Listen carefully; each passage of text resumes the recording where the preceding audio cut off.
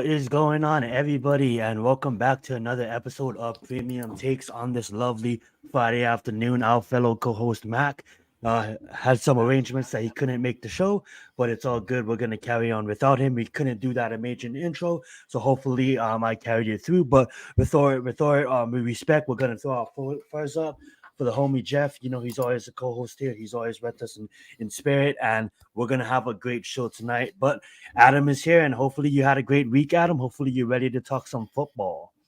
Hey man, thanks again. I am always ready to talk football. Got a lot to get off my chest for this team that is our team because they've been in the news a lot, and not to mention just the overall NFL draft. And I'm excited that one of my states that I lived in, Yukon, is playing tomorrow at 5:00. Number 1 seed versus number 3 seed in the tournament. Nice. Men's, I do believe it's the men's tomorrow, and so that should be fun to watch. And you know, I've always had a place in my heart for UConn, so good luck to them. Absolutely.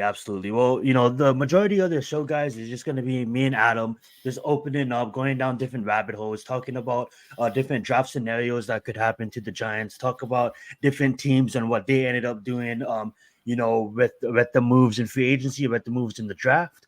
And then, but majority of it is just opening up conversation about the New York Football Giants. We got Tudo in the house. Thank you so much, Tudo. Thank you for hanging up with us tonight. But we're gonna open it up real fast. But you know, March Madness, because that is in the title. We're gonna touch on that real fast.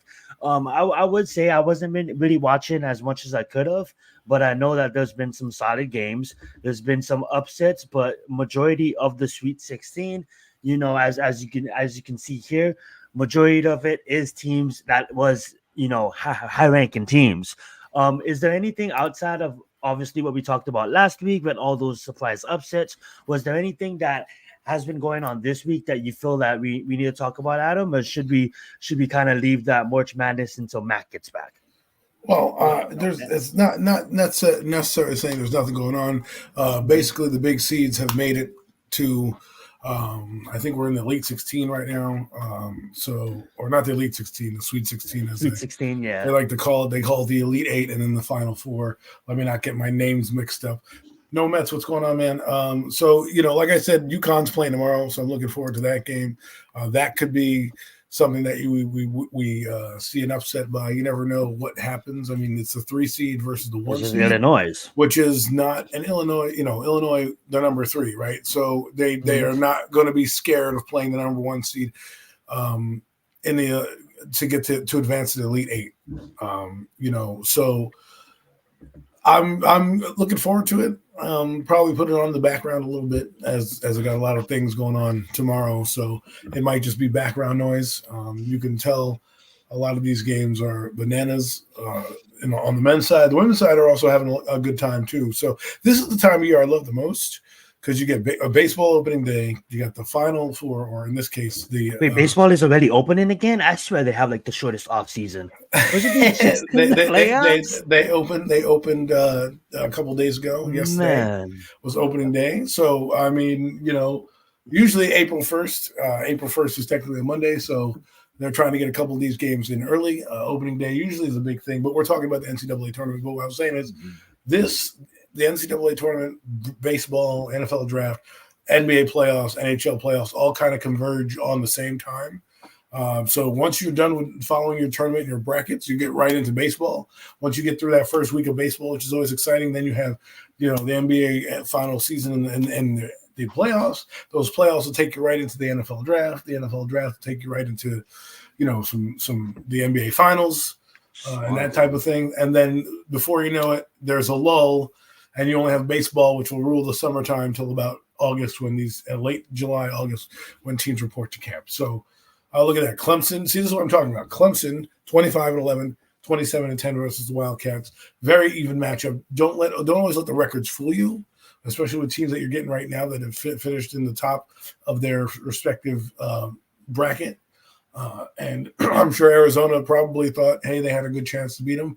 And you never know.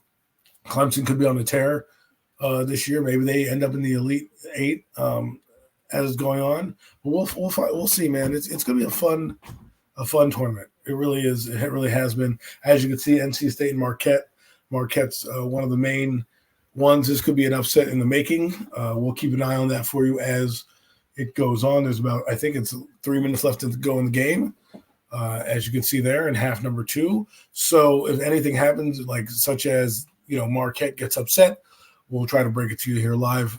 Zion will have that on in the corner as well, just to kind of, because this is Marquette is a major school in the Final Four tournaments. They've been around a long time. And then I wanted to kind of point this one out too, because I'm always known in the Crimson Tide of being heavy in the football side of things, and I was always known North Carolina be heavy in the basketball side of things. So to see North Carolina go out, I mean, it was a close game. I obviously didn't watch it, but going off of the scoreboard, it looks like what Adam just said, evenly matched teams. Yes, 29-9. Yes, 25-11. But as you could tell, what's your thoughts on Alabama showing up in the tournament and so forth? It's funny that you say that. Is because it's like when a certain unnamed quarterback got drafted from a certain school named Duke. Mm-hmm. You never think of Duke as a football school, right? UConn the same way. They're not known for their school. So Alabama is known for what? Their football program. So the fact that we see them in the tournament and having a good year and upsetting one of the powerhouses and main staples of the NCAA tournament.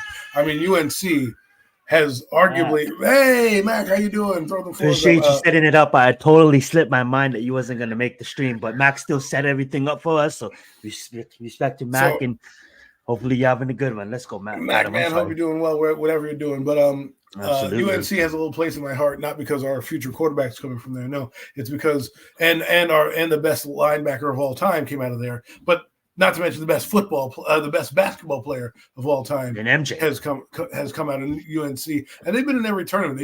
They had Marvin Gaye Williams when I was coming up.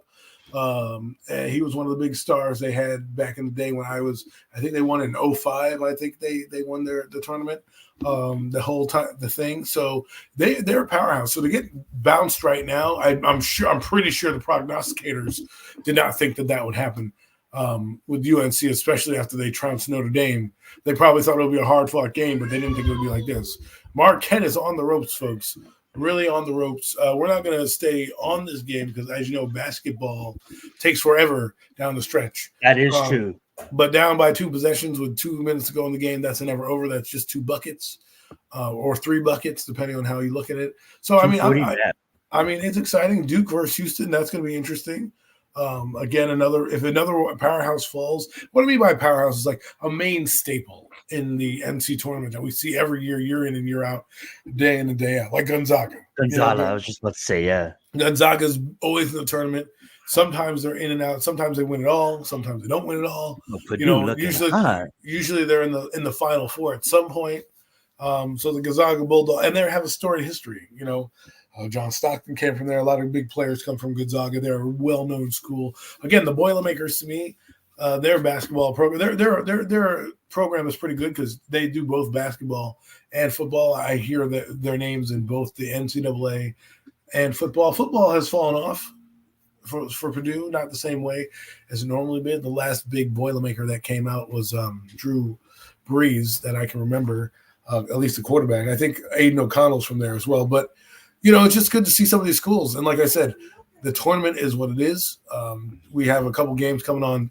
Well, that game should be on right now. I don't know why it's not, unless it's playing West Coast time, which it might be. So because it says 6:39, but it's already 9. Yeah, it's 6:15, so Pacific time. Right. So it doesn't indicate that here. So that game will be going on in a few minutes. We'll see if we're still on by the show. Ooh, look. NC State, 1 minute 50 seconds to go. This game, we will definitely keep an eye on this for you guys. But continue, Adam. You was going to say something? I don't think it's a wrap, but if it gets inside about a minute and they're down by about 8, it's over. It's going to be good night to lights. Thanks for having us. Thanks for having a good season. But that's all I have to say about that. Really, about the NCAA tournament. It's this would be an upset right here. This would be a pretty decent upset. Number 2 versus the number 11 seed, the NCAA State Wolfpack. Again, not prognosticators. If you were watching at the, any of the ESPN shows or CBS shows, I'm pretty sure they did not have NC State beating Marquette. Sometimes you go with what you go with. So that's basically all I got. Ouch. Brackets are busted, but that's what happens this time of year, baby. Yeah, it comes to show that there is no bracket that's still perfect. You know what I'm saying? So that shows a lot of different upsets that's been going along the whole tournament. Another topic that we'll get on the hand. I know we're a week out. Of course, Mac is a resident WWE fan here alongside Adam. But I'm just gonna ask Adam a couple of questions, and he's gonna talk about it for a little bit, and then we'll move on. We are gonna cover it. You know, it is WrestleMania season. I know we've been talking about it for we covered it quite some time last week, but I'm gonna ask you again, and I'm sorry if I'm being really repetitive. What is the match that you're out of all the matches, the match that you are most excited to see? Like, even though you might know the outcome of it, or you might think you know the outcome of it, what match is kind of keeping you up at night that you can't wait to watch next Saturday when it goes down on a double-decker weekend that is WrestleMania? And then on top of that question, please highlight anything that went on in the world of WWE. So for this past week. It's interesting that you say that, because the Bloodline storyline has been interesting. They really haven't teased many of the matches. It's 2 days of marquee matches, and you know them. I mean, you got like I said, the women's belt. Charlotte. One match I'm really looking forward to. I love Rhea Ripley. I want to see Rhea Ripley and Becky Lynch tear the house down. That's what I want to see them do. I'm not a huge female wrestling fan, but they've come a long way in their evolution of what it was, the bra and panties back in the mid 90s, all that stuff, to the actual women's division in getting respected in wrestling, right? And then as for wrestlers, the Attitude Era was mostly bra and panty matches and getting naked on WWE stage, and then 2000s kind of ushered in the Trish Stratus and the Litas of the world, the Ruthless Aggression era, where Lita came out with the Hardy Boys and things like that. So, and then you had Trish Stratus, who was a multi-time champion, and those kind of ladies kind of did. You had Melina, and you had Mickey James as well, and they were wrestlers, and they were a little ahead of their time, but they weren't. Those were the few and far between, right? We did have women in wrestling. Don't get me wrong, Luna Vachon, Sunny, Miss Sherry. We had women who wrestled. They didn't always wrestle. The division wasn't the same. I mean, they did have women of wrestling, wow, but that's a whole different entity and something we could talk about at another time. But these women have come a long way. And Rhea Ripley, I've followed her career, not like extensively, but she's always been one of my most intriguing ones that's come up. Ever since she joined Judgment Day, since Edge made that faction during the pandemic, I think, or 2021, somewhere around that time, in between there. I couldn't get the dates off. She's done exactly what Edge wanted that faction to do. That was a meteoric rise to the top of the women's division. And people forget that she won the title early on, but lost it to Charlotte Flair really quickly as they put the belt on her, but she didn't really have a long title run. This title run is a Hall of Fame title run. It's one that, and again, I'm not a fan of people having the title too long because it kind of gets stagnant. But that's what the WWE is trying to do. They're trying to keep the top people at the top. But Rhea Ripley has earned it, deserved it. I like Bianca Belair, but I'm loving what Rhea Ripley's done. She's about to go over with the crowd. What that means in the business is it doesn't matter if you're a heel. It doesn't matter if you're a babyface. They're going to love you either way, kind of like what Stone Cold did. Funny story about that is I forget who was the heel. I don't know if it was, I think it was Hogan or one of these guys said that when they turned heel, that the people still cheered for him. Didn't even matter because they loved him so much. The Rock is the same way, right? Even though The Rock's a heel, they love him so much. So, long-winded answer, I'm looking for Becky Lynch to tear the house down with Rhea Ripley because I think it's going to be a passing the torch match. I don't think Rhea Ripley's going to lose the title to her right now. I think they're going to give her WrestleMania moment, and I think Rhea Ripley's going to lead there with the title. As for the other matches, I'm looking for the AJ Styles LA Knight match that's going to happen. I don't know if there's any stipulations yet, but LA Knight's up and coming. AJ Styles, I've had an appreciation for. I like greatness. I like champions.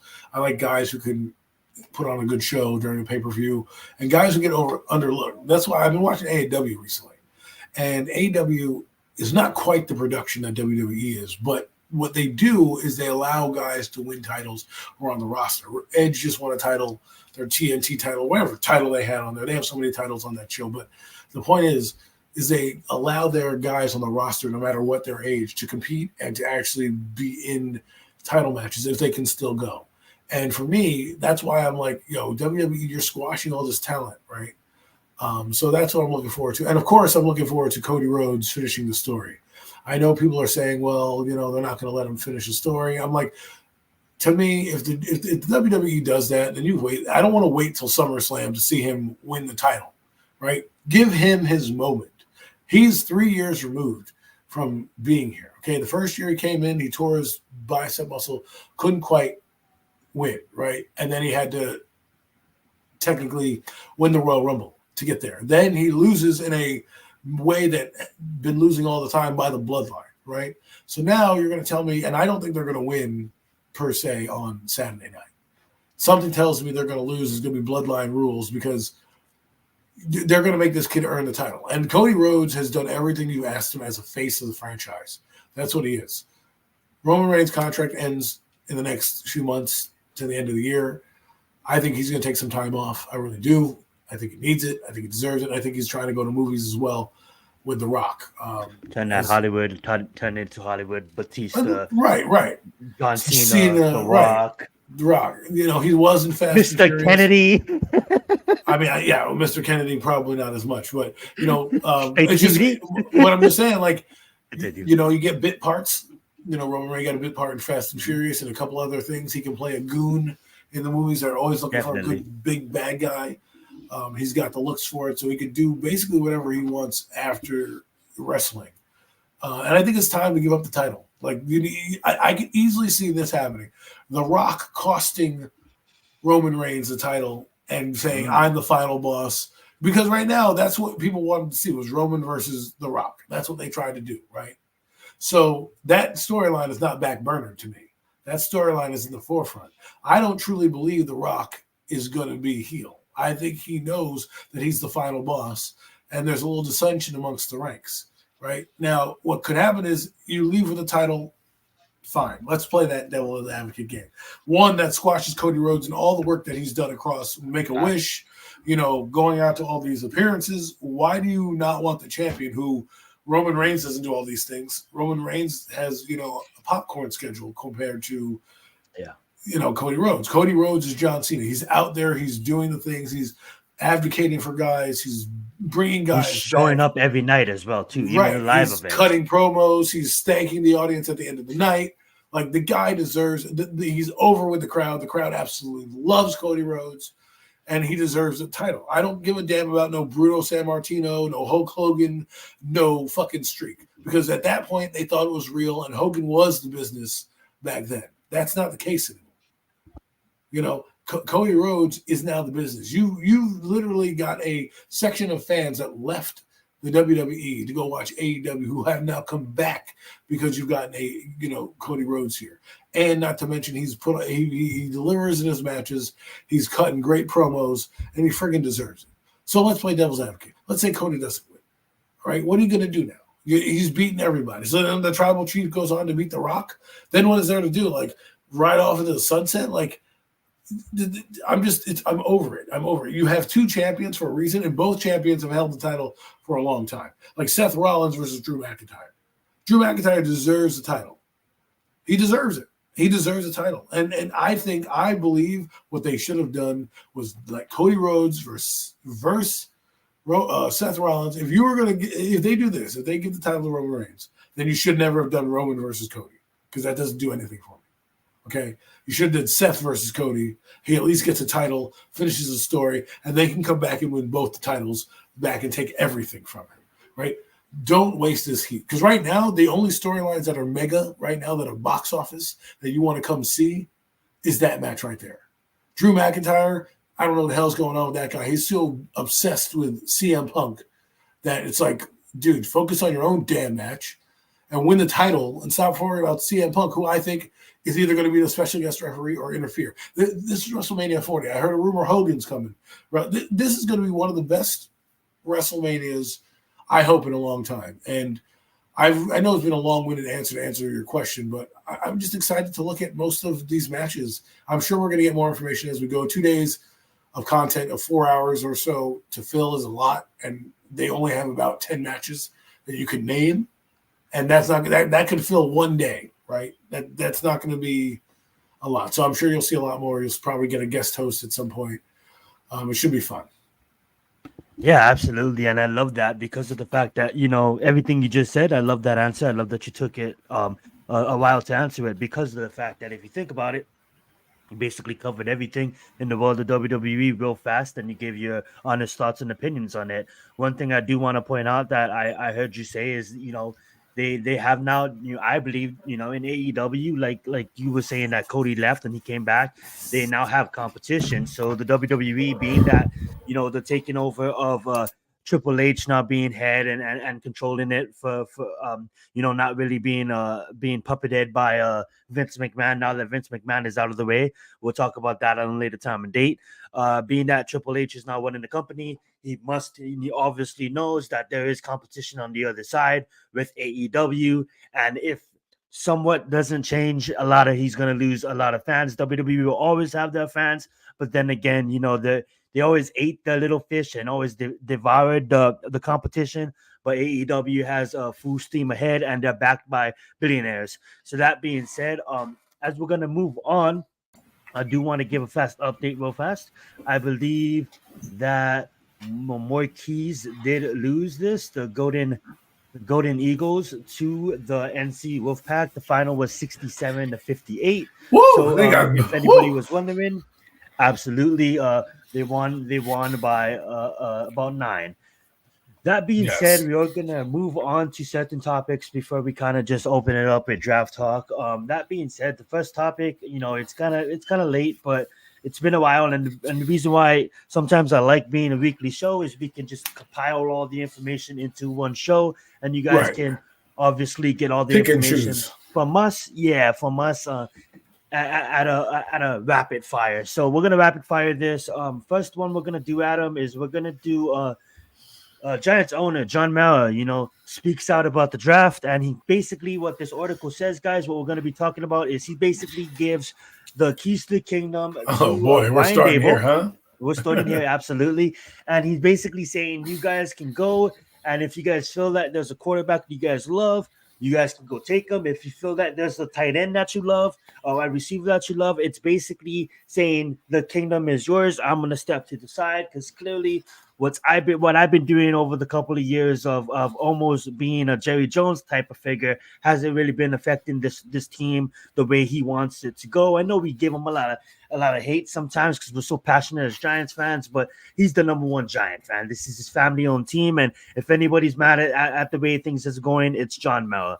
Obviously, I want to hear your opinion on him. Finally, obviously, giving him the keys, giving Joe Shane the keys, and saying you now run this team, and hopefully we can go in a direction of appearing in the playoffs. Let's get your point on that. First, before I touch on this, it's kind of funny that this article comes out because a couple days after, another article comes out about him meddling in the negotiations of trading Saquon Barkley, right? And clearly admitting that he's a meddling owner. Okay, so the fact that we had the article of him being a meddler, right, and basically kiboshing the trade for Saquon Barkley with his quote saying, "I hope you can sign him for the rest of the year," was something that was alarming to me, which meant that Joe Shane was hamstrung in doing certain things. You're not letting your GM cook, as the kids say these days. You're not letting them, do what he's been brought there to do, which is run a football team. So I thought that was interesting. But before that article came out, the article that you mentioned, Giants owner give you the green light to go get a quarterback. So let me touch on that, and then I'm going to give you my thoughts in general about what I think is happening right now. So John Mara gives you the okay to go get a quarterback, right? Support to draft your high pick a quarterback. We all know the Giants have a problem at quarterback. And here's where this is going to get tricky for a lot of people, a lot of stickiness right now. I'm going to dive in analytically. That word's been thrown around there this is how I look at it, right? First off, it tells you after that article came out that he's trying to save face. He's basically trying to tell you, look, I'm letting you do this. It's your ship now. And usually you don't want that to happen, but it's happening in year 3. So that's telling me that John Mara is giving you free reign, but he's also watching over you saying, if you fail, your ass is out of here, right? Because now I'm letting you do, we did it my way, it didn't work. You acquiesced to my demands, you signed my quarterback, you kept my running back, and my running back did not want to sign back with us. After all that, boom. I gave you a mandate to fix the offensive line before you could go get your quarterback. You fix the offensive line. You haven't, quote unquote, fixed it, but you've added valuable resources into that position. Key pieces. Right? You spent heavily in free agency. They brought in 4 or 5 offensive linemen. Okay, 4 or 5 offensive linemen that they signed free agent wise. Okay, so now they've been giving you he's giving you the green light to go get your quarterback. So now hear me out, folks, because I'm going down this rabbit hole right now because I just heard some stuff that Albert Breer said that when they were going to scout Michael Penix Jr., that the Giants were really heavily on a receiver.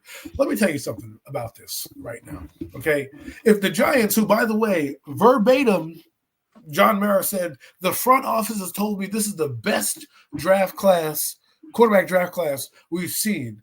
And you've convinced him to go get a quarterback, and you don't get a quarterback, how in the world are you going to convince him to get another quarterback next year? Like, people want to tell me, like, oh, let's draft a receiver at 6. Okay, great. You draft a receiver at 6. Let's say it's Daniel Jones or Drew Lock. I'm voting for Drew Lock because I don't ever want to see number 8 under center again. But hypothetically speaking, because there's some DJ lovers out there, we'll throw the golden boy out there for those DJ idiots out there who love this kid, right? Let's say he's DJ and he continues to be DJ and is skittish and throws, short and doesn't hit this guy downfield, right? And we go 6-10 or 6-11. 5-10, 5-12, 6-11. I don't know the records anymore, right? Are you telling me that you're going to now keep your Brian Dable? They're going to Malik Neighbors saves your job? No, you're out the door. And guess what? So is Daniel Jones. Because we had a guy in the space come on. His name was Ben Albright. He came to one of the spaces we were talking about. He's a reporter. And he was talking about the Giants and how they wanted a receiver. And he said, oh, trust us, trust the Giants, because he's like, his inside sources are whatever they are. This guy was, says he has somebody in the building that the Giants drafted a receiver. And he said, they have a plan with Drew Lock and Daniel Jones. Just wait. First off, Drew Lock is not that great, okay? He's not. I don't care what anybody says. I like Drew Lock. I like his intangibles. But let's be honest. We got a guy who's started 1 year in the NFL, okay? And it was an average year at best. And then he got beat out by Teddy fucking Bridgewater, okay? And then he went to Seattle as a starter in a trade and got beat out by Geno fucking Smith, okay? So and then you tell me that this guy's supposed to come here and not be a starter when he's going to take all the reps at day one. So that's number one. Right. So if we play out the scenario of them drafting a quarterback, a receiver, and it doesn't work out, you're all fired. And I'm telling Joe Shane to hit the bricks too, because you convinced me that this is the best quarterback class, and now you're going to punt on the quarterback, get a receiver, and then wait to get a quarterback next year and hope that that's going to work. Like, did that sound logic to you? Do you think that Drew Lock and Daniel Jones and Tommy DeVito are great starting quarterbacks? No. So to me, I don't think the Giants are going to have a great season next year. They play a very tough schedule, and they have a lot of weaknesses, one being the quarterback position, right? A guy that's often injured, that has an injury clause, that is shaky, that is all that. So you're going to put your careers on the line for this guy to take a wide receiver because you want some more juice in the offense. Then what was the point of drafting the Biletnikoff winner last year? I mean, they put 2 draft picks, a second and third round pick, into receivers the last 2 drafts. Now you want them to put a first round pick, but then have no picks go to the quarterback position in the last 5 years? We haven't drafted a quarterback since we drafted fucking Daniel Jones. So what is the point of going to do that, right? And everyone's like, well, now they're going to take a receiver. They're doing all this work to scare people off. You're telling me that they brought Tim McConnell, Joe Shane, Brian Dable, the offensive coordinator, the offensive passing game coordinator, and, the VP of personnel to look at Rome Odunze, who, by the way, wasn't running, and not take a look at Michael Penix, who now they're having a private visit with. Why waste all your time? People say doing their due diligence. You don't need to do your due diligence on a receiver. Marvin Harrison Jr. didn't even run his combine. Okay, he didn't do shit. He's like, I don't need to run. He even told teams were like, nah, man, you're good. You're good. Okay. Malik Neighbors comes out. Oh, by the way, let me in on your little Malik Neighbors, little golden boy there. I'm not trying to bring up people's past, but he has a gun charge and an arrest on his belt. And from what I've heard, rumor has it that, and I don't know this, but people have might not have to. People have said that he was a diva when he wasn't getting the ball and throwing his hands up. So now, and that was a Jaden Daniels, a Heisman winner. So now you have character issues with the gun charge, which we already had a receiver with some gun charges. We had DeAndre Baker with gun charges. Those guys never tend to stay out of trouble. Trouble tends to follow them. Now, I'm not saying Malik Neighbors can be a great guy. I'm just saying, if you want to look into past and character and all the flaws that come here. So now, he's a diva receiver. You have Daniel Jones, your starting quarterback, who's checked down Charlie, who turns at every set to throw a 5-yard hitch route. You're going to have that guy being wasted. Jalen Hyatt is running down the field wide open. So my point is, and okay, so now he's a diva. So now he's throwing his hands up. He's doing what Odell Beckham used to do and Plaxico Burress used to do with Eli Manning. You don't think that's going to happen with Malik Neighbors? I mean, like I'm gonna take the mic real fast. I'm looking at this like I'm elaborating. I'm visualizing everything you say, and I do agree with you on this point. And we do have a lot of phone conversation about these points. You know, when it comes down to gambling your future, gambling your franchise on a certain player, quarterback is the most important position, and I truly believe that. When you really look at it, like we gambled our franchise on a running back not too long ago that we can't even pay. We drafted him second overall, and we couldn't even find a way to figure out negotiations with him. He's supposed to be a gold jacket type of guy, right? And how much times are we gonna waste our first round picks on these guys when they're not even playing for us? You know what I'm saying anymore? And you think about it too, like Malik Neighbors, like I seen his pro day. Kid can catch. You know what I'm saying? Putting 100 yards against his opponents every single week. You know what I'm saying? His embarrassing some of his ops. But at the end of the day, like we don't have a wide receiver guru in the house. We have a quarterback guru in the house. You know what I'm saying? And if history tells us correctly, Josh Allen went from his first year of basically, I'm going to just throw this football up for the heck of it to a developed, mature, young quarterback in the NFL with a lot of potential still yet to come out of him. You know what I'm saying? He still has an MVP season to win. He still has a Super Bowl to try to get after. You know what I'm saying? And I can look around the league and I can name multiple wide receivers that is similar in the same level. What I mean by that too is the names are always changing, right?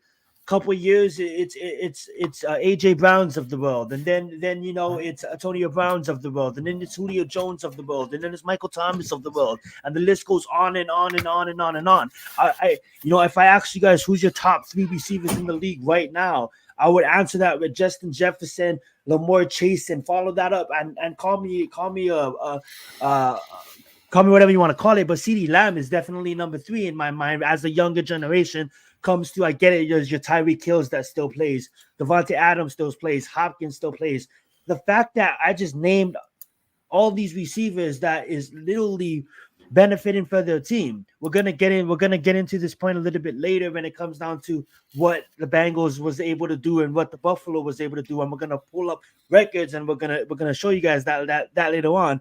But when you're looking at Joe Shane and his job, and his job is basically to find the best player for the team to succeed in the long run with a top 10 pick. You know, we got to value that top 10 pick, and I want to value that top 10 pick with a quarterback. And being that there's 6 quarterbacks available, and there's really 4, and I really truly believe that if the Vikings are going to trade up, they're going to trade up with the Patriots. So I came at peace that I'm comfortable with a JJ. I'm comfortable. What I really want would be a Drake. I think Daniels is off the table. I think he goes to Washington. I think Caleb is off the table for reasons of its own. He goes to number 1. But when it comes down to JJ, or when it comes down to, you know, JJ or Drake May, I'm comfortable with that. And shit, if it comes down to Penix, I'm comfortable with that. And people may be like, Adam brought his name up a couple of weeks ago, and we've been looking at Penix. We've been having conversations on the phone about Penix, because when you look at Penix and you love Penix and you feel that Penix can be your guy, I don't care if it's at 6, because guess what? We drafted number 8 at number 6. What did that fucking get us? Absolutely shit. We won against a defeated Vikings fluky team. We won against the Colts. He had an amazing story in Tampa Bay. But other than that, what the fuck has he done for us? That's not a ringing endorsement for the number 6 pick to be drafting a quarterback. No, I think I know what you mean. You know what I'm saying? So it's kind of like I do want to bring a quarterback in here that is gonna pair with this guy. And moving on to this guy, what I'm gonna ask Adam next is this guy. Say we bring in a young quarterback, and we hand him over to this guy, Joe Shane. His here. Here's your quarterback, and whether he competes and he stores, or he competes and he sits, regardless, he's gonna be learning under Brian Dable, and he's gonna be developing every single day. You know what I'm saying? So I want to ask you this to answer my question, and however you feel fit, but just tie it in with whatever you was gonna say. Brian Dable talks about taking over play calling, and what does that mean to this organization? Just recap everything I said and just open conversation about it. Well, first off, you're right. You take a quarterback when you take a quarterback. Don't worry about when it is or the optics of when you get him, because if that guy goes off and wins a Lombardi for you, he's essentially done his job, right? And I think the problem that we have, and I'll touch base with the play calling, is we're so worried and caught up about the failures of the receivers, right? And I mean, the failures of the quarterback. But we never talk about the other busts that we've had. Eric Flowers, Eli Apple, Kadarius Toney, Evan Ingram, like guys who have been skill position players that have busted. We now have a quarterback and we can move on from, and we don't want to. And to me, it's funny. It's like, why would the Giants not want to? Like, what if Mara goes next year like, yo, man, no, we're not moving on. You just told me this class is better, but now you want to draft a quarterback in a weaker class next year? And people are like, oh, yeah, you're going to get Carson Beck. Well, guess what, man? Those teams next year, because I heard someone say it today, like, oh, well, those teams that get quarterbacks are probably going to suck next year too. So if the Giants are in that cluster, they'll be able to move up. Guess what? They're going to hold you hostage because they'll know that you're desperate for the QB. Okay, and someone said it best: don't waste a pick. Like if you can't get Michael Penix or one of the top 6, if you're not getting a quarterback after the first 2 rounds, don't bother. Unless it's like absolute value and Penix falls to you like in the 3rd round, then obviously yes, that's it. But that's like a rare scenario. But if Penix and Jr. and Spencer Rattler and Bo Nix are all gone by 47, don't waste my time. Don't waste my time because you're going to be fired anyways. Okay, you're going to be fired. And that's why I think Brian Dable should take over the play calling, because he should be going down with his ship. And that's why apparently a rumor is that he wants a wide receiver and his GM wants a quarterback. Well, guess what? If he's that dumb and naive to believe that Daniel Jones and or Drew Lock, because they have faith in Drew Lock, is going to be able to get this kid the ball, and you really think that Drew Lock, and I told you people about Drew Lock, I mentioned it on the show, I said, if they go with the backup, he might be a guy they might look into for the longevity of him being young, not like a Tyrod Taylor, that if he does well, you might want to sign him again. Well, guess what? There might be leaning on Drew Lock if they go with Malik Neighbors and Tommy DeVito. I just don't think if you were to put the receivers depth chart down in front of you, and you would put the quarterbacks, the 3 that we have, well, technically 4 if you count Jacob Eason, he's a bum, but no one really cares about him, on one side. And you put the receiving core that we had last year on the other side, because who are you missing from last year's receiving core? What, we're going to miss Waller? Like, are you kidding me? Last year they decided Shepard. They like Sterling Shepard. My God, that guy. It's Oklahoma. Oh my God. Anyways, don't let me lose my train of thought with Sterling fucking Shepard. Now, last year their philosophy was build around a tight end. He was the number 1 option. That's why they didn't get a number 1 receiver, because they had ample opportunity to get Jerry Jeudy, trade for him, and a few other guys that we heard that they were in rumors to get. Right, but they never pulled the trigger. You could have tried to pull the trigger on one of these big receivers. You went after Brian Burns.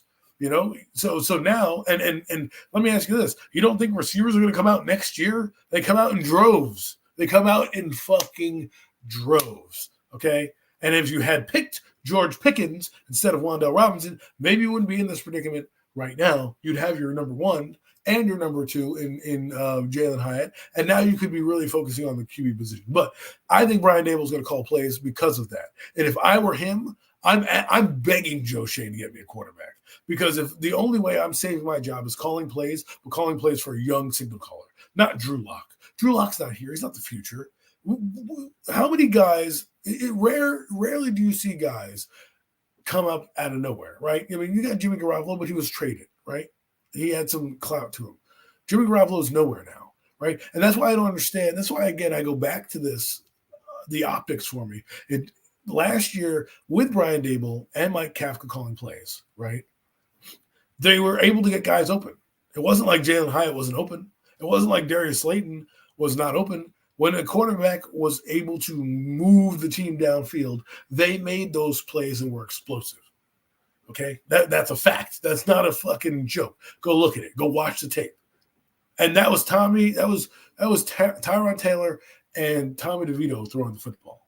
And those guys are not really long for the team. And if you get talents like that to make those plays, why wouldn't you want a good talent here? So if Brian Daboll calls plays, I guarantee you he's gonna have trouble calling plays with the three quarterbacks on his roster. That's just case in point. Drew Lock, however, allows you to go downfield more because he's a little more gutsier. He'll take the chances to go downfield. That's why I think he'll be the starter if they keep those three idiots on as their quarterback. But what it does is, and this is why I want them to draft another quarterback again, Mike Kafka's here. And Mike Kafka, while he is the offensive coordinator, won't have to be as involved as the assistant head coach because you have a passing game coordinator. So these two guys, if Brian Daboll's calling plays and taking ownership of it, this allows Kafka to go over the plays with the young quarterback on the sideline, with the new guy that you're talking to. He doesn't have to be involved in worrying about the personnel coming in, personnel going out, right? He can focus on that while maybe during the week he does the assistant head coaching duties, as in he runs the team meetings and things like that while Brian Daboll figures out personnel and works through some of the other stresses of being a head coach. Kafka can prepare the team, because I think this promotion, a lot of people are talking about the promotion as a bad thing. I'm looking at it as they're trying to say, man, we fucked up.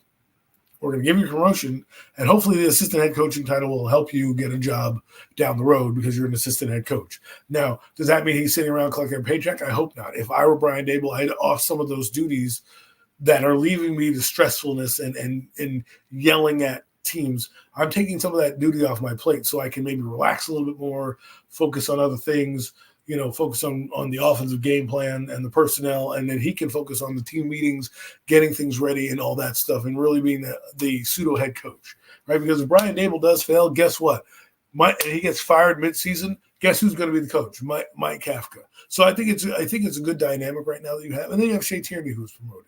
I think Brian Daboll should call the plays. I think he has to call the plays. Andy Reid has called plays and been a coach. We don't complain, right? This guy started. Yeah, like he said, there's over 20 coaches in the league when he was doing his research that calls plays. And I'll let you finish here, but also, he started out. The reason why he got this job was because of his play calling, And his offense. I think what he needs to do is take ownership of the offense, right?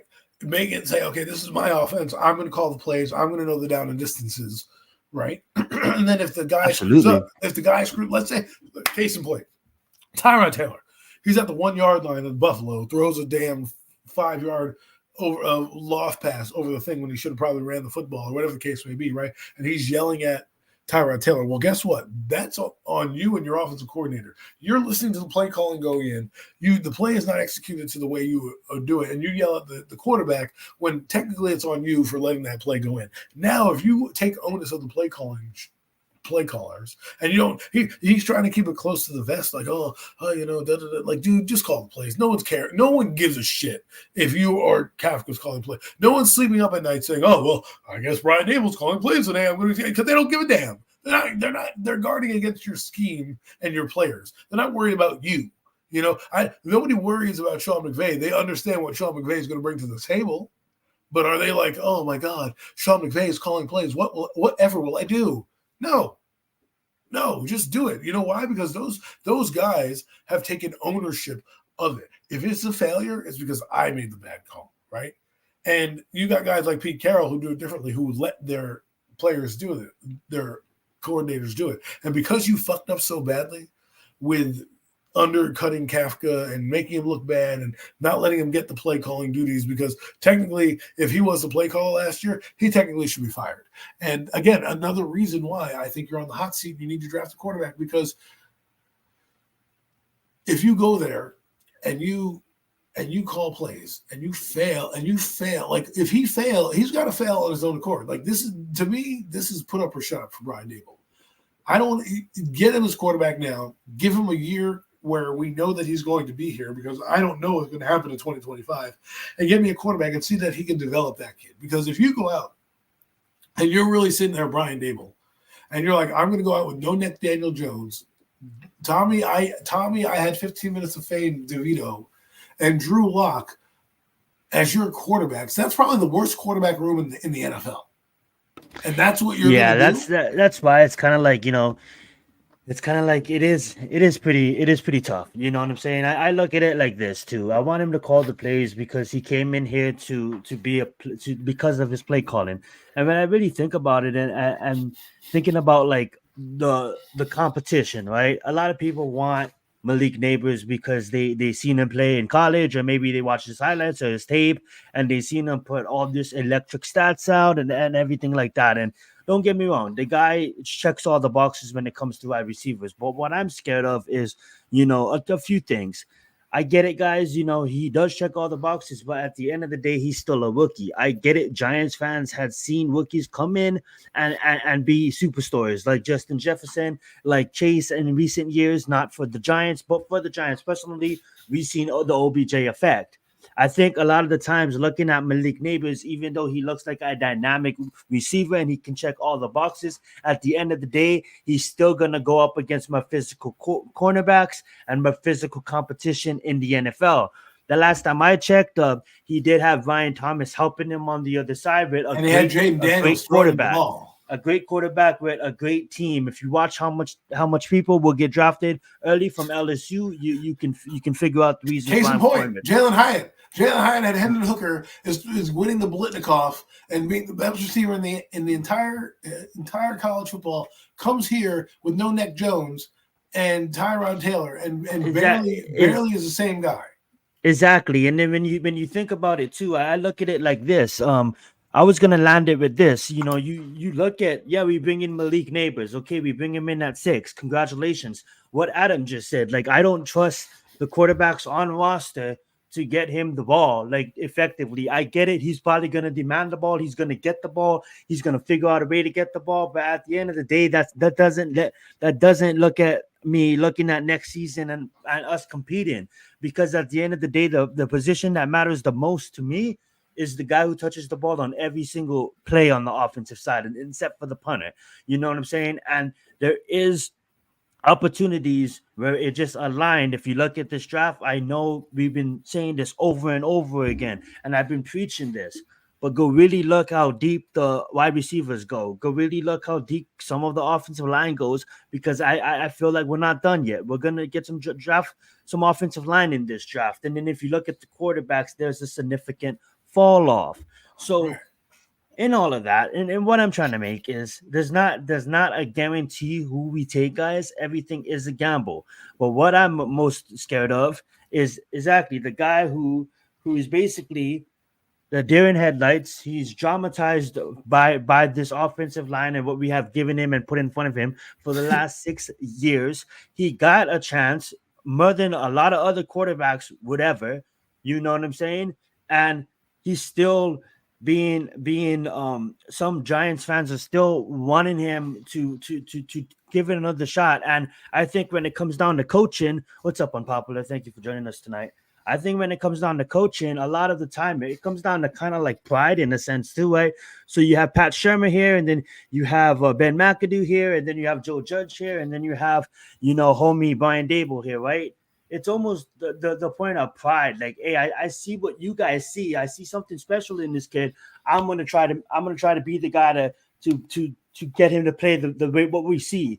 But sometimes, guys, we noticed over and over again, if it comes down to the reason why I was knocking the offensive line coaches is because they failed. They failed over and over and over and over again. You can't tell me a kid that read an IMG to Alabama is playing this fucking shitty in the NFL. Yes, it could happen. It happens a lot. The average lifespan of an NFL career is 2 to 3 years. Understand that maybe Evan Neal is just a bust. But at the end of the day, I honestly blame the offensive lineman. So I'm not going to judge him immediately. I want to bring in another offensive line coach and see what's to do with that. When I look at this coaching, it's the total opposite. A lot of the times these coaches look at Daniel Jones and be like, yeah, we can do something with us. We can do something with him. And then they realize at the end of the season, like they no, you can't. And then they try it again, and then it's almost like this coming up again. It's like, he's on contract. Let's just ride it out with him again.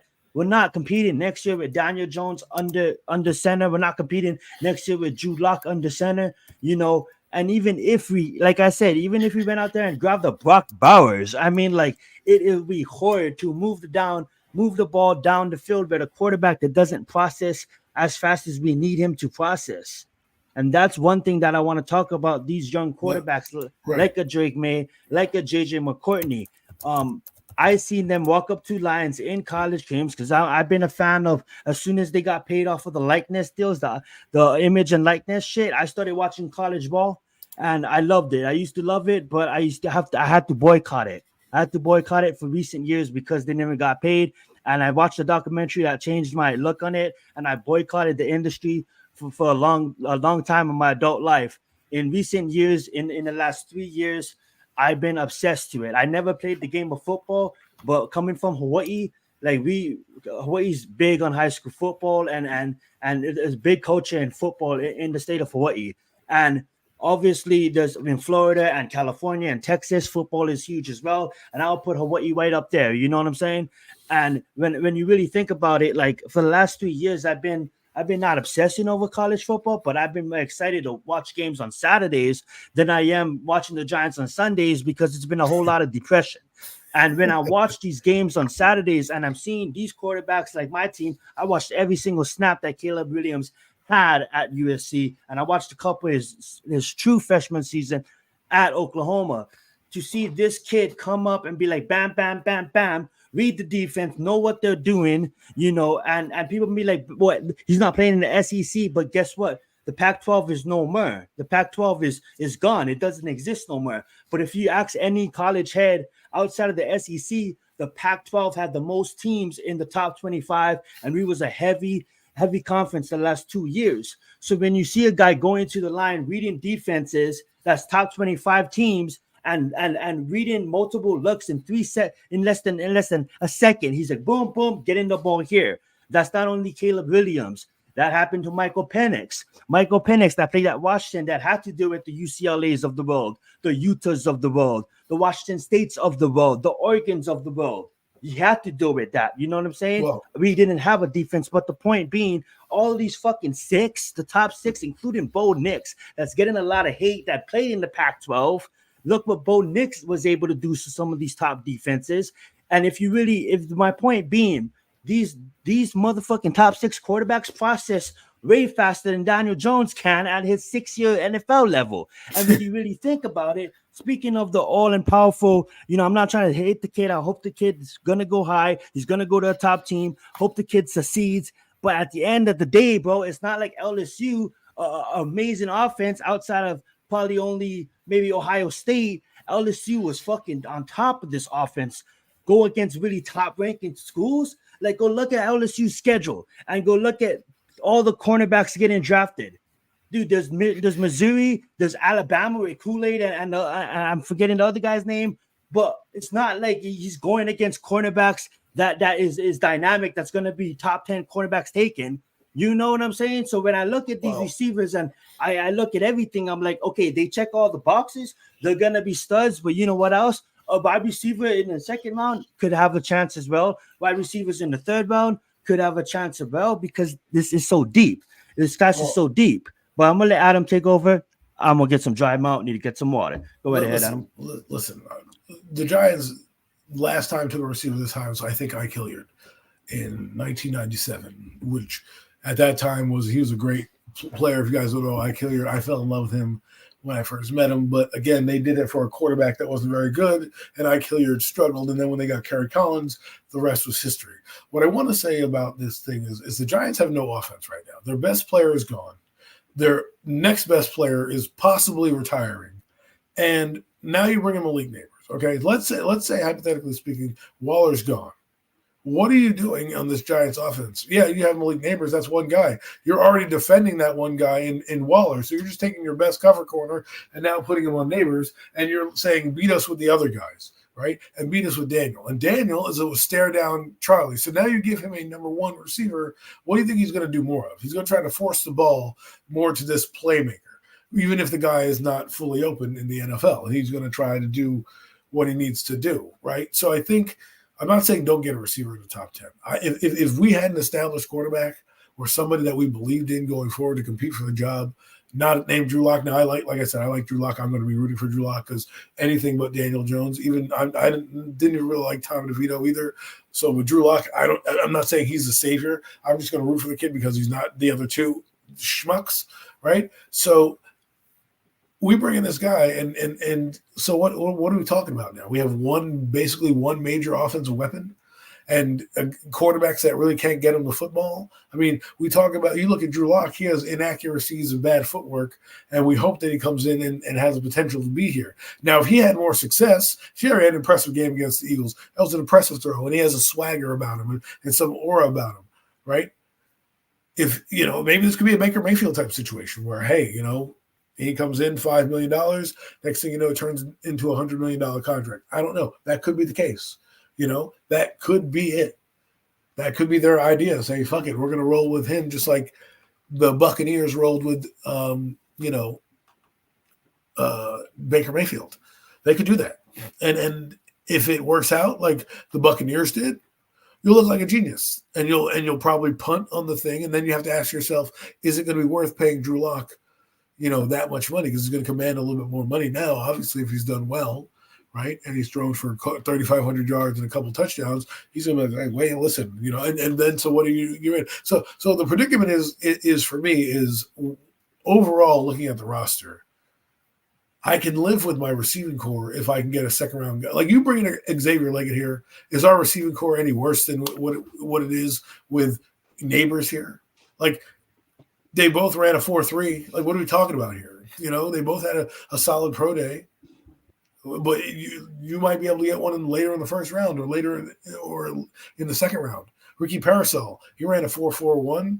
He's got some moves. Like, what are we doing here? Are we not going to be able to get guys? And the Giants have had history with guys later on. Hakeem Nicks, Amani Toomer, Victor Cruz, undrafted free agent, Victor Cruz. I mean, Ike Hilliard was a good receiver for them. He was top 7, but he never lived up to his potential due to neck injury. So, and it didn't help out Dave Brown when they brought him in here. Dave Brown was the quarterback. So I don't want to see what's happening to Garrett Wilson happen to Malik Neighbors. Get a guy in here, take a swing.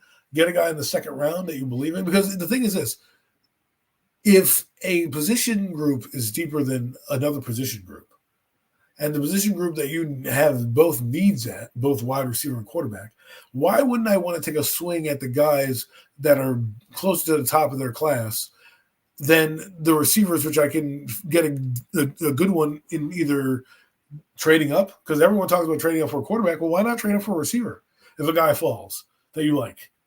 You know what I mean? Trade back in. I got Brian Thomas. I got Jalen Polk, right? From Washington. Maybe you want like those two guys, right? Plus, right now, look at the offense that you have. You have Devin Singletary, doesn't really scare anybody, solid back, but not like a Saquon Barkley. If you were to compare Saquon Barkley to Devin Singletary, very much a drop off in talent. Do I think Singletary is a better overall player? Yes, he's a bell cow. He'll do things that Barkley may not do, and that's run inside, pick up the blitz a little bit better, and really have some hard-nosed runs for you. I think what the Giants are going to try to do, if you look at their strategy, and this is why I think they're primed for a young quarterback, is they've got like 3 tight ends that can block. They've got offensive linemen that can block. They have basically, they don't have receivers, but they have long distance receivers in Darius Slayton, Jalen Hyatt, and Robinson, who all want the ball more, who all want to contribute more, who all think they can all be better. So why not give these guys who we all say were open last year a chance with a guy that's good? And the other thing is, strategically, the NFL has marked Daniel Jones. He's a marked man. So if you bring in a guy where his focus now has to, a guy who's more of an alpha male than he is, because there's no Barkley to kind of say, hey, man, calm down, right? This kid who's going to come in here knowing that he's, his shit don't stink, that it hurt Eli Manning. When Eli Manning lost Jeremy Shockey and they let him there was no other egos and everyone just let him be, he was throwing the ball all over the yard. And it turned out that he was throwing to guys as later on in his career, making them heroes too. Derek Hagans of the world, Preston Parkers of the world. He was making those guys better. And so my only thing is this. You draft a receiver and you fail, you're getting fired, and there's no regard for anything. And then you got a Garrett Wilson type thing, a Saquon Barkley type thing. You got a guy running around with no future. You're wasting Brian Burns, who you just spent $100 million on. You wasted Andrew Thomas and Dexter Lawrence's career. You bring in a quarterback and you lose. People are going to say, well, you lose anyways. Yeah, but if you lose, there's hope. There's a shot where it resets the clock. Right, and it gives clock. I'll even say this. I'll say this. I wouldn't think that if you drafted a quarterback who, by the way, you've let the ownership knows you like the class. He's come out and said the class is the best, and you go off and draft a receiver, and then you try to say, well, we can get a quarterback next year. He's gonna look at you like you have 5 heads. Like, bro, I just let you put it this way too. To open this back up, Murray, it's like to dive into this rabbit hole, right? Being that this is just an open discussion about the Giants guys and our future in the draft, and just open discussion about the Giants for all the latecomers. Giants right now. Absolutely. I will say this though, you think about it, like the Giants has always proven to be competitors no matter what. Like we may look like we're gonna finish with the number 1 pick overall, and then we win a couple games, and then we don't. You know what I'm saying? Right. So what if next year we finish 18th, we finish 20th? And like what would these guys? So our offense is still struggling. You know what I'm saying? It's like, I get it. You may want a receiver may come in and produce for us. You know what I'm saying? Produce for us immediately, make Daniel Jones look a little bit better. I don't think he's ever gonna throw for 40 touchdowns in his career, but look a little bit better. And I think they're hoping that the football, But at the end of the day, like, we have to. For me. I apologize. I banged and I didn't want him to get a contract. And as soon as he got a contract, I shut the fuck up. And I'm like, they know more than I do. I want to see what he can do. And then he went 2-6 and touchdown to interception ratio. And then he just basically not playing no more because he has an injury. And I'm like, I seen this fucking coming. You know what I'm saying? I seen this tail and Adam the long time seen it too. And then I started talking real again. At the end of the day, guys, you can't tell me one bit that Daniel Jones is a quarterback deservingly of a contract that he got next year. So when eventually we're gonna have to move away from him. We're gonna have to move away from him. Exactly. In the injury history, just in everything, right? So why take this time now to have someone in-house learning for a whole year underneath the Brian Dable system for the whole year? So then next year, we take the Bengals approach. We take the Buffalo approach. We go get this kid a stud. You know what I'm saying? Because guess what? Like Adam said, like I said, like it happens every single fucking year. Wide receivers are going to have wide receivers. It's not like there's never, ever going to be a draft, bro, where you're looking at the wide receivers and there's only really 2 great wide receivers. It's always gonna be like a slow decline. Right. You look at some years, there's like 1 great quarterback and that's it. 2 great quarterbacks and that's it. No fucking quarterbacks and that's it. So why would we gamble on next year? What if these professionals, what if they come and be like, yo, Colorado, Deion Sanders, well, NFL, what? The endorsements are giving him $14 million to stay at Colorado. So all the image and likeness, and now Sanders don't even want to go to the NFL yet because he's gonna make another $14 million playing at Colorado. Obviously that's not gonna happen. But some of these players will choose to go back to college because they're now professionals. Well, that does make money.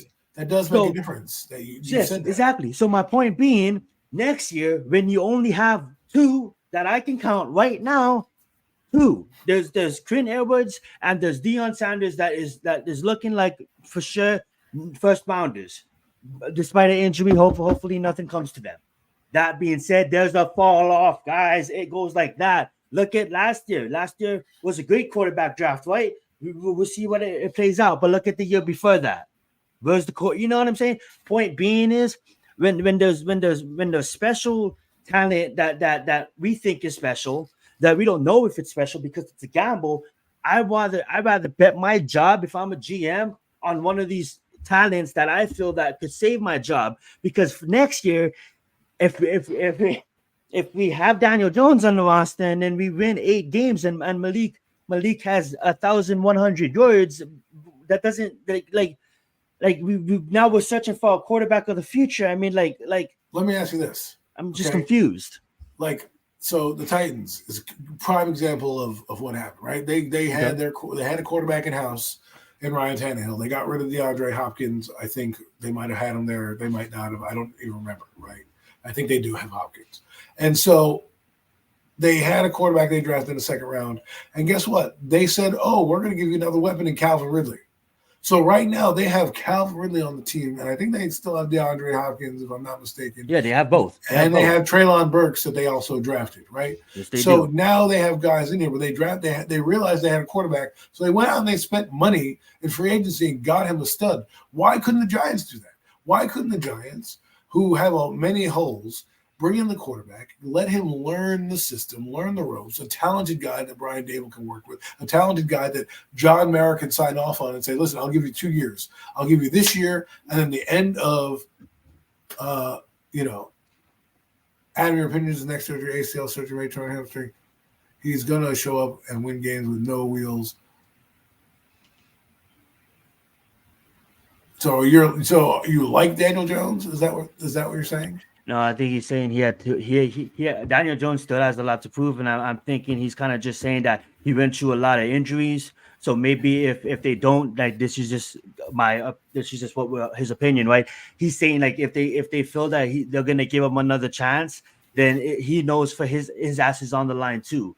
You know what I'm saying? I don't think he'll be here next year. Yeah, he knows that Drew Lock ain't that dude. He and we all know that. But Tudo is saying like Daniel Jones knows that this is the year that he better go out and ball or his ass is on the line. So Tudo's basically saying Daniel recognizes and Daniel sees what's going on in media. So if it's anything, it's like when your back is against a wall and we don't play video games, but if I'm fucking about to lose a search and destroy so game, you're saying I'm gonna try harder. I'm gonna try harder. No, he's just saying he's gonna try harder. He believes that Daniel Jones is gonna try harder because his back is against the wall and he knows that this is it. Like he knows we saw the best of Daniel Jones. Yeah, he gave me 3,200 yards and 15 touchdowns. Like, and his best player is gone in Saquon Barkley. Okay. The NFL knows he's a marked man. All right, they know him. He literally is a liability on the field when you play him because the defense knows how to mark him. That's what I'm telling you. You get Malik Neighbors out there, right? And let's say he starts. You have a solid running game. It's not Saquon Barkley, but you're moving down the field. Do you think he's going to be that guy that's going to be more than a game manager? No, they're not going to ask him to do much. So. And he's not. No one strikes fear in him. They're going to try to take away your run game, like they did with Saquon Barkley, and they're going to say, "Try to beat us with the pass." That's the strategy right now. There's nothing about Daniel Jones that the NFL doesn't know already.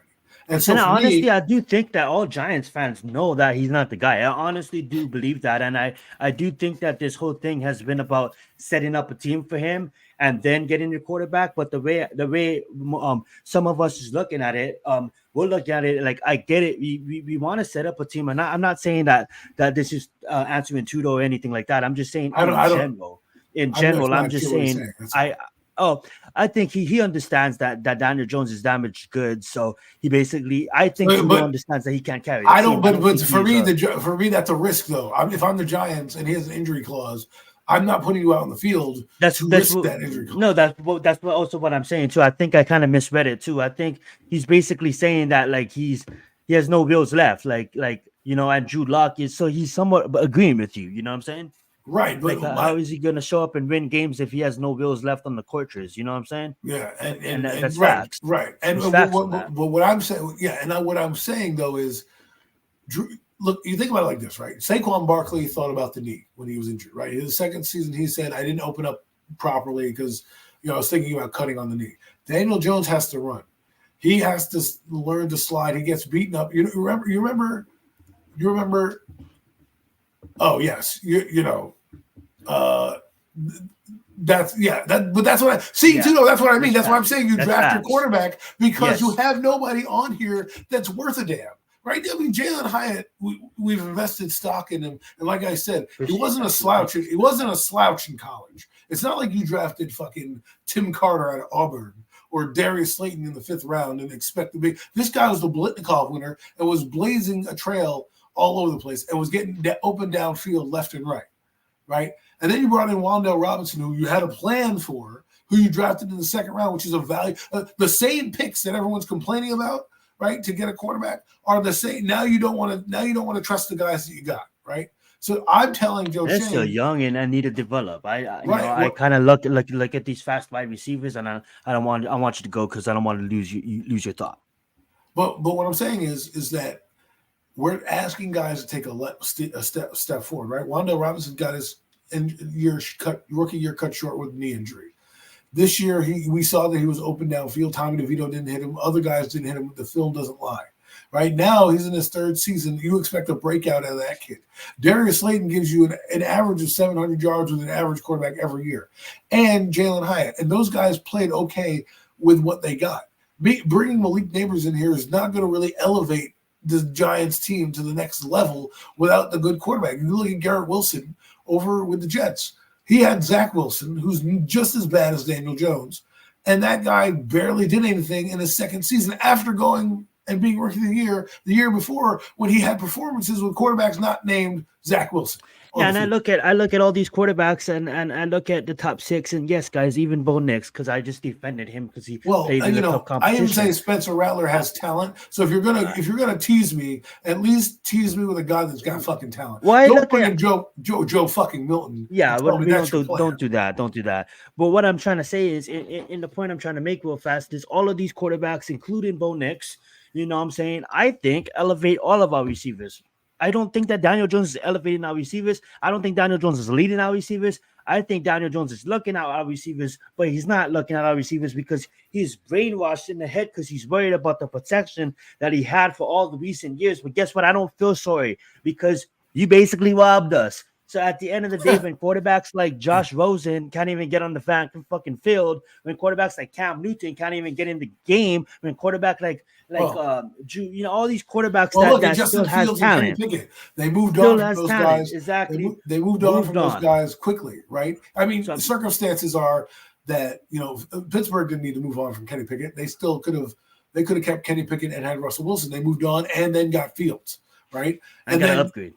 Right. The Bears probably aren't picking a quarterback per se, but because they have Caleb Williams there, said, let's go Fields. Let's talk about that real fast too, because we have a quarterback that his team did nothing for him to surround him with talent outside of his last year there, and then that guy had 1,000 yards rushing in year 2, and he's going to go back up a quarterback. Come on, bro. And you guys, Daniel Jones is a certified backup in this league, and I believe we all know that. But here's the thing. We all know that. Here's the thing. If you want to go down that receiver route, just look at the Atlanta Falcons and what it did for them.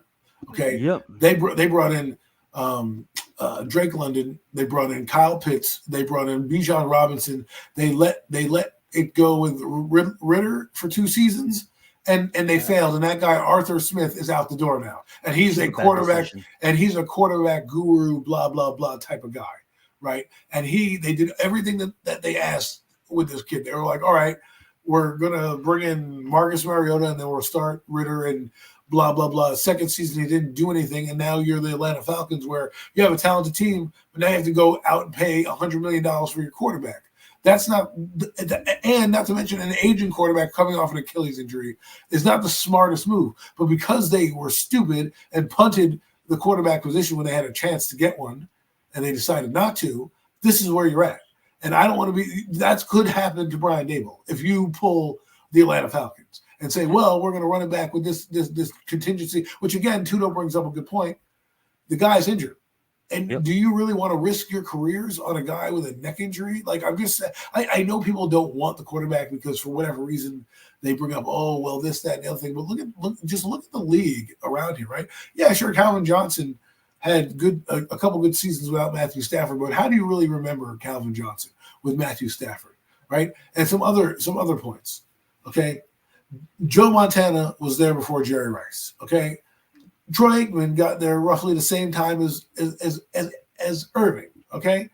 You know what I mean? These guys were brought in together. But how many of those guys in the last decade have won a big-time Super Bowl? Outside of Tyreek Hill, there's not many, right? I mean, you know, Peyton Manning had both Reggie Wayne and Marvin Harrison and Dallas Clark. He had all these weapons and he made them so good. Not if you look at Tom Brady didn't win a Super Bowl with the best receiver in the league in Randy Moss. Okay? He didn't. Right? Mike Evans has won one Super Bowl. You know how he won that one Super Bowl? With Tom Brady as his quarterback. He still gets 1,000 yards, but he's been on shit teams outside of a few that have made the playoffs. And I'm not saying that you can't find a guy there, but what pick was Mike Evans? Like 15? Yeah, after I believe Sammy Watkins was in that draft. Before Odell, after so, and that's what I mean. So you want to talk about busts? So let's say we get Malik Neighbors, but Marvin Harrison Jr. and Rome Odunze are the ones that are the stars, and we get the Sammy Watkins of the draft. Now what? You know what I mean? Like that would be tough. We tend to look at the quarterback and assume automatic bust, but then we don't think of the receivers who have been automatic busts in the league as well. And we don't. Yeah. Go ahead. No, I was just going to say, you know, we're going to wrap it up in about 15 minutes, but I am going to open up this Pandora's box before we wrap it up. I'm going to open like this. We talked about this on the phone and we wanted to bring this conversation live, so I guess this is a perfect place to have it. You know what I'm saying? A lot of the times you look around the league and you see wide receivers moving teams. If you look at the Dallas Cowboys and what they're going to go through next year, where they have to somewhat find a way to pay Lamb about $30 million and pay Prescott. Yeah, at the end of the day, I don't think they pay them both. I think Lamb ends up leaving, and maybe Prescott ends up leaving. Point I'm trying to get to, guys, is you look around the league and you always see wide receivers moving teams. Not always, but more likely than a big name wide receiver will move a team than a big name quarterback will move a team outside of injuries. We all know that Peyton Manning moved teams. You know, he was injured. Maybe you may pull out Tom Brady, but you know, when you're married for about 20 years doing the same thing, you want to try something different. You want to see like, oh, can I go win in another city? And then of course, Bill Belichick wants to see if he could win without you. So that's something different. But you know, when Tyreek Hill was traded to the Dolphins, I think if the Dolphins came and be like, whoa, you guys want to give us Tyreek Hill? Nah, screw that. How much would it take to get Patrick Mahomes? The Chiefs will fucking hang up. The Chiefs will be like, what are you talking about? You know what I'm saying? Well, it's funny that you brought up Tyreek Hill because he left the team to go get the money with Miami, right? He wanted to go back with a quarterback that he loved, and then he goes to Miami and helps out with that offense. And again, what did they do with that? They had the best offense last year in football, and they couldn't get past, Buffalo. Okay. Yeah. So real fast, the plane I'm trying to land here is like you can't go, like it's just been proven. Adam made a good point about him getting traded, and obviously look at Mahomes still succeeding, right? So when you come across wide receivers that like everybody thought like Tyreek Hill was untradeable, right? Look at Antonio Brown, he's getting traded. Look at all these top receivers. Julio Jones getting traded. Hopkins getting traded. What's up, Mac? We're gonna open up. Mac the Giants for joining the show. Let's get it. And we have Adam. We have Adams. You know what I'm saying? Going late. So the question I have to the boys, and let's throw it Mac. Let's throw it Mac first. Is and please just talk Giants in general as well. Is this what if we go and we get a quarterback at 6, right? We get a quarterback at 6, and there is a wide receiver out there in the name of T. Higgins, saying that we can go and we can move money around and backload the contract, free up money with negotiating and restructuring some contracts, taking our second round pick, taking our second next year, taking maybe a fifth next year, moving some cap around and getting Higgins. So I'm gonna let Mac talk Giants, and then Adam close it out, and we'll talk for a bit. But Mac, go right ahead. I mean, look, just want to say thanks. Appreciate y'all holding it down, man. I just kind of preoccupied tonight doing some things, but y'all been holding it down, man. I've been listening in a little bit when I can here and there.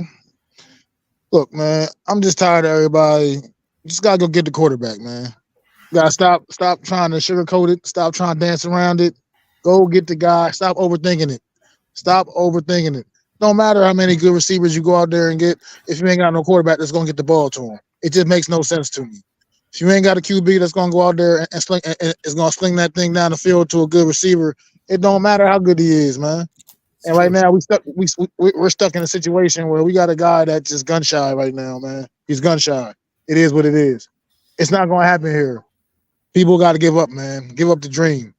Look, the kid got the physical tools, but he ain't got it between the ears, like you like to say, Adam. He ain't got it between the ears, man. It's not gonna happen here, man.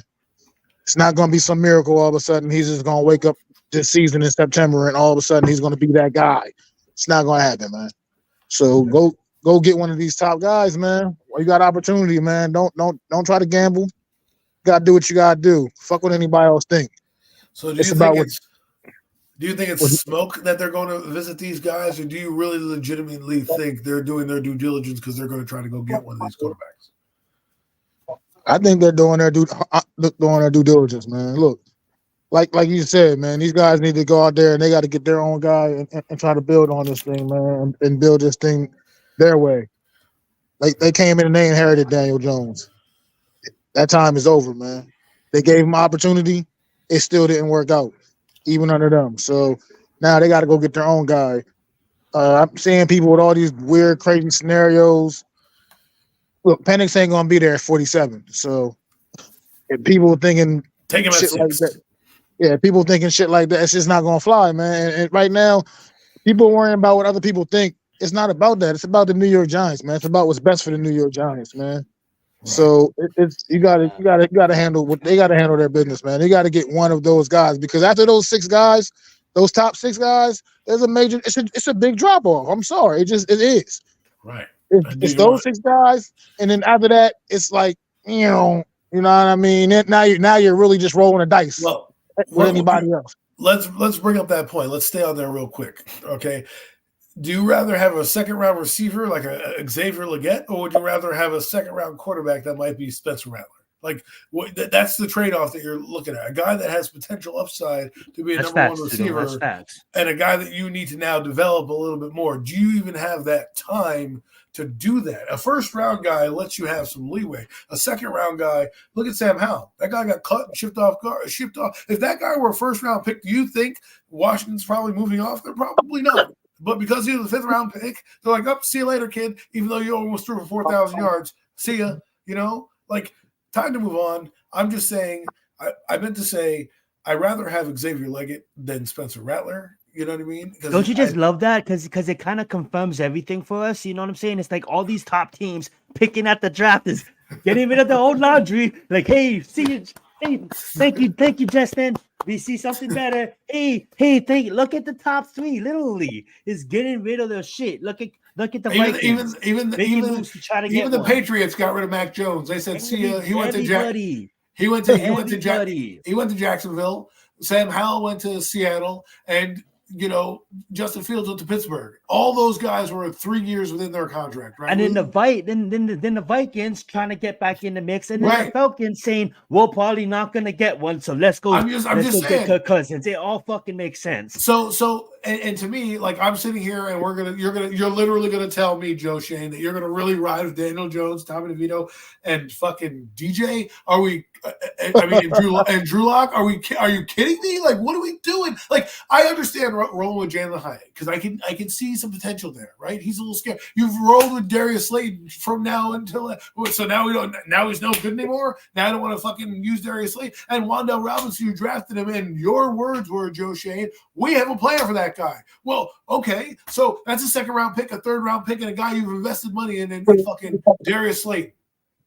How many quarterbacks have we drafted since 2019 to even invest in the position? None. But that's what I'm saying. You didn't even give it a chance. You haven't even drafted anybody. So now your logical answer is, okay, I haven't drafted a quarterback at all in any of these positions. Let me draft the shittiest one I can find. Let me wait till the 2nd or 3rd round and draft the shittiest quarterback possible. And you think Drew Lock is a starter in this league, and you want to draft a guy who's probably going to be worse than Drew Lock? Like, what are we talking about? Exactly. That's exactly what I'm talking about. You got to get one of those guys, and no matter what anybody thinks, man, you got to make it happen somehow, some way. You got to make it happen. You got to pull it off, and you got to come away with one of those top guys. Point blank and period. You got 6 of them to choose from. 6 guys that look like they're ready to come in and make a difference on an NFL roster right now. Right. You got to get one of them. And my take is they're going for a guy like Michael Penix Jr. and a Bo Nix. Why? Because they're older and they have more maturity and they've played a lot of football in their college days, so they don't need as much seasoning to wait per se. You bring in Michael Penix today, I guarantee you he's starting by September. I guarantee you he'll be starting by September. If you wanted to bring in, let's say, J.J. McCarthy and say, listen, kid, you're 21, you're going to have to earn the spot, and we want to give Drew the shot first and then maybe see if Daniel can play. I don't think he should even play, but or Tommy or whatever, fine. You want to let him sit there and your season's over and you want to give him some playing time, fine. But if you bring in a guy like Michael Penix Jr. right off the gate or Jaden Daniels, who's also a little older, those guys are competing to start day one. Whether or not you let them start day one, that's up to you. But those guys are the type of guys we're talking about. The only reason I say this is because there's no veteran in the room. They didn't bring in a Ryan Tannehill to say, hey, we're going to try to win some fucking games here. Like Drew Lock, are you telling me that Daniel Jones and Drew Lock are winners in this league that you can put your hat on and say, you know what? That guy's going to win 8 games for me. I am sold on him. Like, are you kidding me? Like, that's what I'm saying. Like, I can live with the receiving core I have right now because I already saw that they can perform. Thank you. They're not giving us half-ass products. It's consistency. Right. Slayton is going consistent every single year. Hyatt, you go look at the tape later on in the season. He's open. Robertson developing every single year despite our injuries. You know what I'm saying? But that's a good point you bring up because that's why we're all saying we believe that this wide receiving core can produce.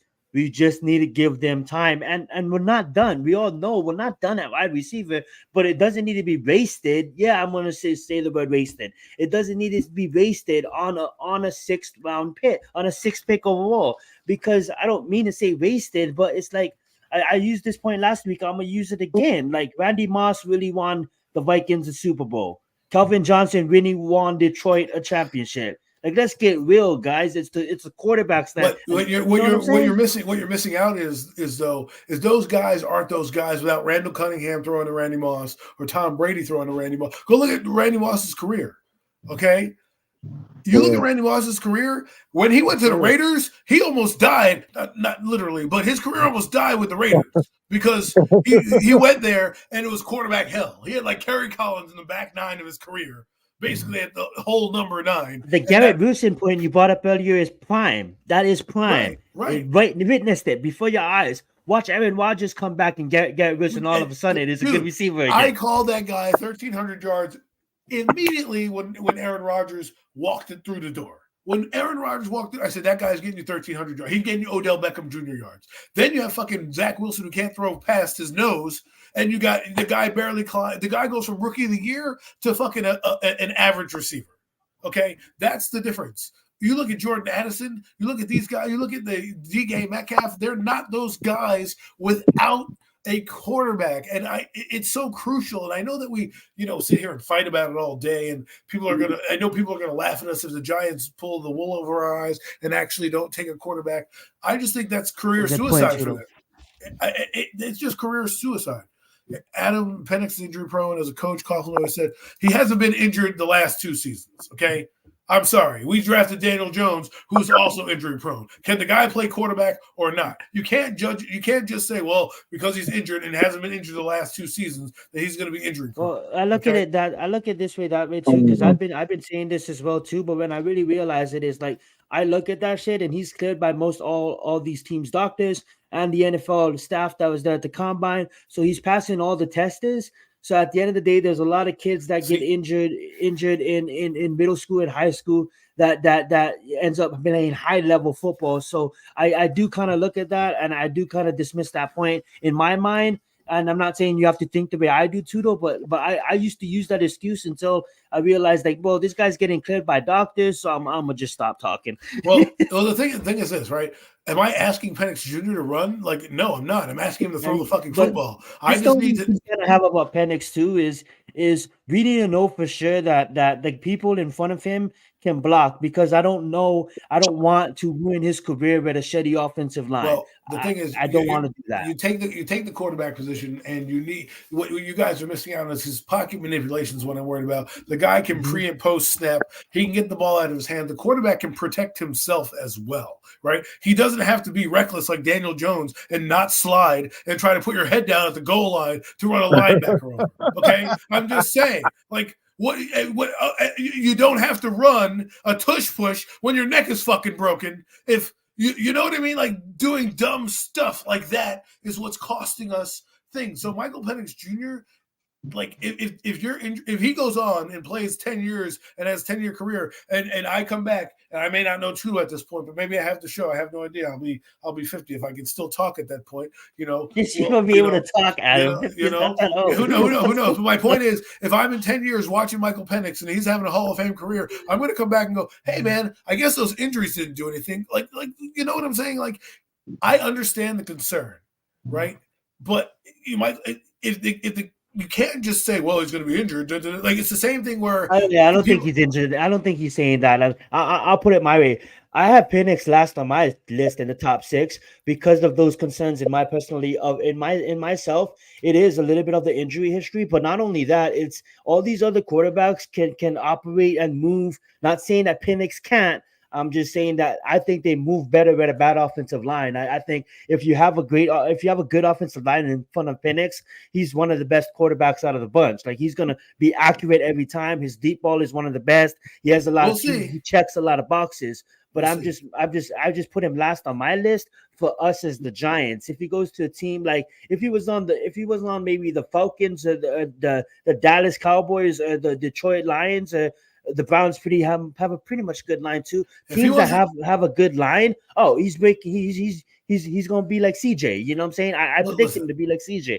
But for us, I just hope the line holds up. So let me ask you this, Tudo. Let me ask you this, Tudo. A guy who hasn't been injured, who's about 210 pounds, Jaden Daniels, runs. If you watch his film, doesn't always put his shoulder down. He gets crushed. So should I worry about him being injury prone because? You know, he could get beat up in the NFL on the regular. Like those are things. I get to like I'm not. Yeah, but I'm just saying the guy's been a clean medical health for the last 2 years. He has been, but then again too, like that's why he's last on my list because I have all the concerns that Tudo is mentioning. That's why I put Bo Nix in front of him. Here's a concern that you need. The concern coming out right now is they're not even talking about the injuries in a lot of the circles. Yeah, and that's true. I noticed that's a good sign. They're talking about his being able to read the middle of the field and do the middle of the field where you make a living in the NFL. Now, if you want to tell me that's the reason you don't want to draft him in the first round because he doesn't have the acumen of the entire playbook because he's a home run threat, fine. But don't tell me about injuries when the guy hasn't been injured for 2 years. Okay, I get injury history. They paid Saquon Barkley. He has an injury history. They paid fucking Joe Burrow. That guy hasn't played a full season since he started. Okay, so Justin Herbert's been in and out of lineup as well. This is the NFL. I get it, but you're basing the guy on potential. And right now, if you look at him, he's the most well-rounded quarterback coming into the draft right now. If the Giants, with their shitty-ass quarterback room, want to ride this out and they want to bring in fucking Michael Penix, all I'm saying is because of his age and maturity and the experience of playing football, I think right out the gate he comes in. Now, and my last point about Penix Jr., Jermaine Illuminor, they brought him in to compete at right tackle. Well, guess what? If they happen to draft Penix Jr., his blind side would be on the right side, and Illuminor in the second half of the season didn't give up a sack on the right side of the line. And if you decide you want to move Evan Neal over because you're getting Penix Jr., that's why. Well said. Mac, we're gonna have you say a couple of words, and then we'll probably end the show. But anything you want to say, Matt? No problem. Take as long as you want. Take as long as you want, guys. Go ahead. No, it's just. I'm listening to y'all. I mean, I appreciate it. I'm a little turned up a little bit, but.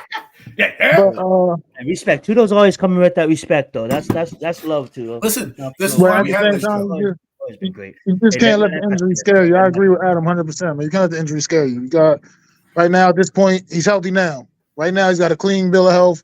So you can't.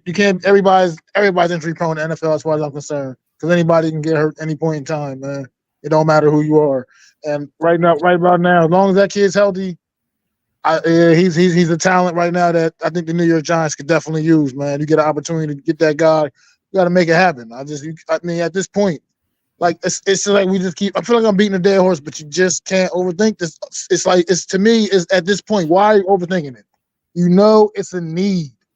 We know Daniel Jones is a nice guy. We know you guys all like him. He's a great kid. You know what I mean? Yeah, good guy, Daniel Jones. Yeah, but it's time. It's time, man. You know, every once in a while, like what how he say, and remember the Titans, my man Gary Bertier saying, remember the Titans. Sometimes you just got to cut a man loose. You know what I mean? Look, that's what it is, man. It's his time, man. It's his time to go, man. And everybody, look, I actually gotta get going. I'm sorry. I appreciate y'all holding it down, man. But I'll be back next week with my guys next Friday night, man. But y'all, great show, man. And I appreciate y'all, man. Matt. Thank you, Matt, for showing up and taking a few minutes out of your busy night to hang out with us non-social life having guys right now. But appreciate you, Matt. The best part, and this is what I'll say about this right now, okay? The quarterback position, when a guy has a clean bill of health, right? Saquon Barkley, for example, clean bill of health coming out of college, right? Fucking injured every year that he came in, right? So don't tell me that a guy is – then guys who have been injury prone in college have come in and been fucking not – Damn, Tito, that's what's up, man. Right? That's love. He's 341 where he's at. 345, yeah. Like, you know what I'm saying? Like, guys get beat up. Guys get hurt all the time. It's how you overcome them. In the last 2 years, he hasn't been hurt. And so, to me, I can only take – like, for example, Jordan Travis broke his leg. If the Giants were to draft Jordan Travis, like Hendon Hooker. Well, you know what hurts me. Let's just end it with this. I guess what hurts me is when we win the Super Bowl and then we grab a Wilson and then he gets injured. You know what I'm saying? Because that guy had a lot of potential. Right. And the last thing I'll say is, like, you look at a guy like that comes into your organization. I get it. You have a guy on your roster who's injury prone right now. And I would understand.